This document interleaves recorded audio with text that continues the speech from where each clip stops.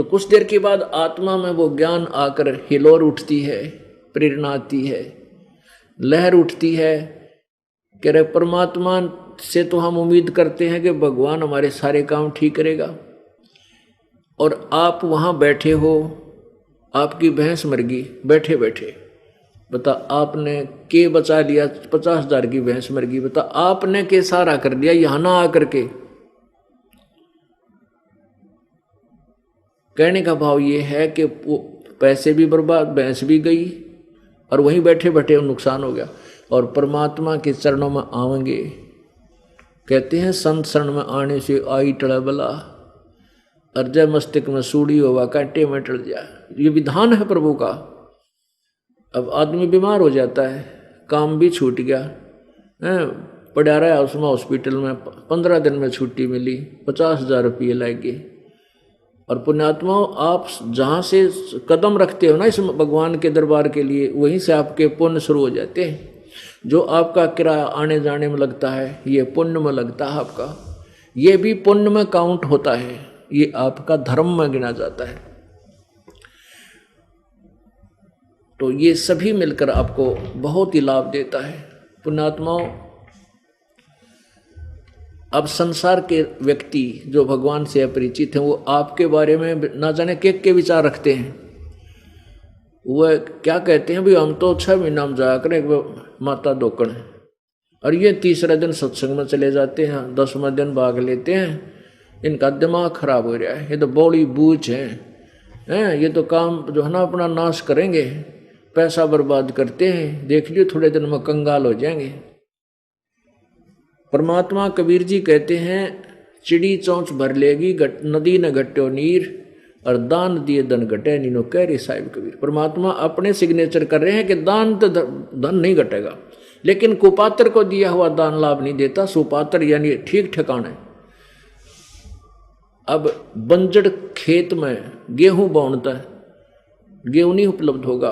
अपनी अच्छी संवारी हुई डहर के अंदर, डहर खेत में बीज बोगे, वो जमीन अपना धन रखेगी नहीं, कई गुना करके देती है। अब जैसे किसान 1 एकड़ जमीन में और 40 किलो गेहूं डालता है, एक बार तो वो ऐसा लगता है जैसे गेहूं बर्बाद कर दिए, माटी में गिर दिए, और फिर वो 60-70 मन, 70-80 मन लाता है 40 किलो के, यानी 1 मन के 80 मन गेहूं वो लेकर आता है 1 एकड़ में। अब पुण्यात्माओं, ये विचार करने की बात है कि जो इस प्रोसीजर से परिचित नहीं है परमात्मा के मार्ग तक, उनको तो हम ऐसे लगे हैं जैसे ये बर्बाद कर रहे हैं धन को। एक समय एक किसान गेहूं बोआ था, और एक बड़े शहर का रहने वाला कोई बाबूजी, कोई अच्छा कर्मचारी, जिसकी पहली बार गांव में ड्यूटी लगी थी, शहर से वो गांव की तरफ जा रहा था। रास्ते में उसने देखा कि एक व्यक्ति गेहूं को और मिट्टी में डाल रहा है। उस शहर के बाबूजी को तो वो गेहूं अपने घर में लोहे की टैंकी में देखे थे, गले हुए सुरक्षित, और उसके विषय में पता था कि ये खराब हो जाएंगे, पानी लग जाए तो खराब हो जाएंगे, उसमें और भी दवाई डाली जाती है ताकि वो ठीक रहे, खराब ना हो जाए। और वो इतने अच्छे खाने की वस्तु है, जीवन दाता है गेहूं। तो उसने, बाबूजी ने देखा कि एक किसान गेहूं एक थैले में भर रखे हैं, और बैलों के पीछे एक यंत्र जोड़ रखा है, हल, उसके अंदर एक पाइप सी ला रखी होती है जिसको ओरना बोल रहे हैं, बीज बोने की एक पाइप होती है बीज छोड़ने की। तो उसमें डाल कर खेत की मिट्टी में वो गेहूं डाल रहा है। अब उस शहर के व्यक्ति ने सोचा, भाई यू आदमी मेंटल तो नहीं है, इतनी अच्छे खाने की चीज को और माटी में गिरने लग रहा है, इसका दिमाग खराब हो रहा है। वो खड़ा होकर कहने लगा, भाई रुकना, भाई रुकना भगत, भाई क्या कर रहा है तू ये? अरे इतनी अच्छी गेहूं कनक, देश में पहले ही खाद्य पदार्थों की कमी है, अन्न की कमी है, तू मिट्टी में मिला रहा है, तेरा दिमाग खराब है क्या? क्यों बर्बाद कर रहा है इस इतने अच्छे गेहूं को? अब वो किसान ने सोचा, यू बंदर कितना है गया, यू मुझे शिक्षा दे रहा है। तो किसान बोला, बाबूजी मैं मिट्टी में गेहूं को बर्बाद नहीं कर रहा, मिट्टी में डालकर आबाद कर रहा हूं। ये बर्बाद नहीं हो रहा, ये मुझे आबाद करेगा। अब बाबूजी ने सोचा, भैया अच्छा ये कैसे आबाद करेगा तुझे, तो खराब कर रहा है, ये तो खराब हो जाएगी। हमारे घर में ना लोहे की टैंकी में रखते हैं हम, और उसमें भी इसमें कीड़े लग जाते हैं, और आप मिट्टी में डालकर कहते हो आबाद करेगा।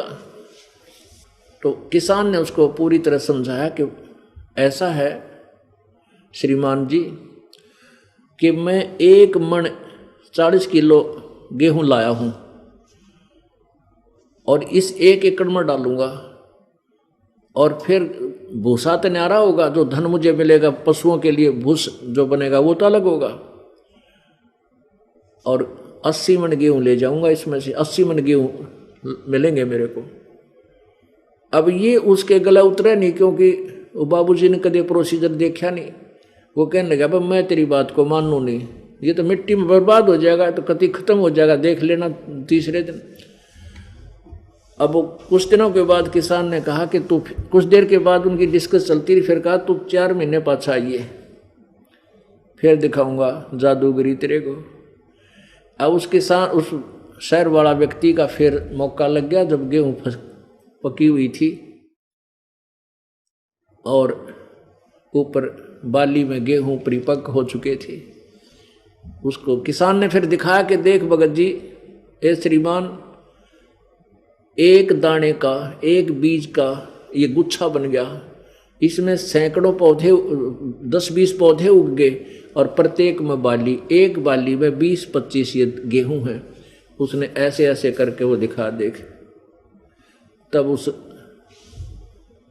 शहरी व्यक्ति की आंखें खुली और उसको सत्य माना। तो पुण्यात्माओं, जो आज आप धन दान कर रहे हो, किराए में पैसा लगा रहे हो, उन व्यक्तियों को और अनजान व्यक्ति को ऐसा लगता है जैसे ये तो मिट्टी में बर्बाद कर दिया, नाश कर दिया, खत्म कर दिया, खो दिया। नहीं, ये बर्बाद नहीं हो रहा, आपको एक दिन आबाद करेगा। ये परमात्मा का विधान है। अब अनजान व्यक्ति ने तो ऐसा लगता है तुम नाश करने लग रहे हो, आपको पता है कि हम तो वो प्रोसीजर मिल गया हमारे को जो हमें आबाद करेगा।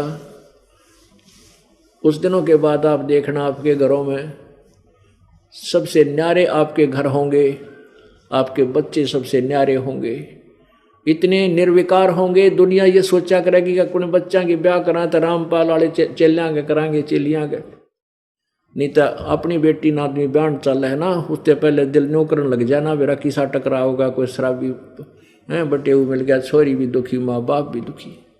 और हमारे घर में ये सैकड़ों, 100 कोस नहीं रहेगी ये बुराई, बीड़ी शराब मांस तम्बाकू की, और दुखी नहीं कर सकते एक दूसरे को। परमात्मा से डर लगेगा, थोड़ी सी भी कवासनी होगी तो 3 बार माफी मांगेंगे एक दूसरे से, इतनी दया भर जाएगी। क्योंकि हम नास्तिक बन गए, भगवान से डर रहा नहीं, उसके संविधान से परिचित रहे नहीं, हम बर्बाद होते जा रहे हैं। एक दूसरे को चैन नहीं जरा सी भी, बेटी बहन तो पहला चिंता होले से भगवान क्यों करोगा, और 6 महीने के बाद तलाक के कागज तैयार हो जाते हैं।